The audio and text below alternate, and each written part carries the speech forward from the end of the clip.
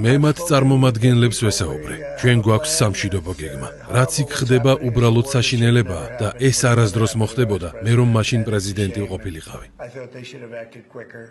ეს უკიდურესად სამწუხაროა. ახლა უკრაინელებს ცივი ზამთარიელით, მათ ენერგომომარაგების საშუალებებს, რბილად რომ ვთქვათ, რუსები დიდი ხნის განმავლობაში ესხმოდნენ თავს. ვფიქრობ, ჩვენ გვაქვს გეგმა, რომლითაც მშვიდობის მიღწევას შევძლებთ. ახლა უბრალოდ საჭიროა გეგმა უკრაინელებმა მიიღონ. ყველაფერი ეს ძალიან სამწუხაროა. იცით, მხოლოდ გასულ თვეში მათ 25,000 ჯარისკაცი დაკარგეს. ასეთი რამ მეორე მსოფლიო ომის შემდეგ არასდროს გვინახავს.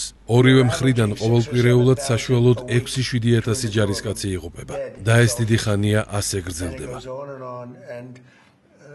არ მსურს რაიმე პროგნოზის გაკეთება, თუმცა ვფიქრობ ახლოს ვართ მშვიდობის მიღწევასთან. იცით, მე 8 სამშვიდობო ხელშეკრულებას უხელმძღვანელი. მათ შორის ინდოეთსა და პაკისტანს შორის,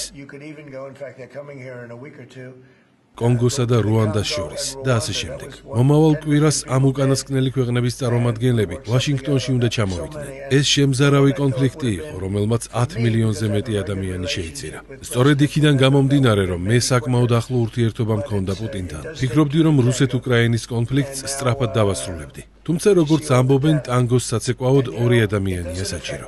გულწრფელად რომ გითხრათ, ჩვენზე ამ კონფლიქტს არანაირი გავლენა არ აქვს. ჩვენ უბრალოდ ამდენი გარდაცვლილი ადამიანის გამო ვწუხართ.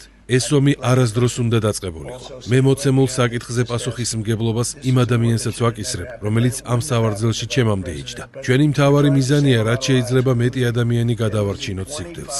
რუსებმა და უკრაინელებმა ბოლო საკმაოდ მცირე დროში 25,000 ადამიანი დაკარგეს. უბრალოდ დაფიქრდით ამაზე. ეს ძალიან სამწუხაროა. გამოიწერე და გაიგე ამბები ლიბერალური ცენზურის გარეშე.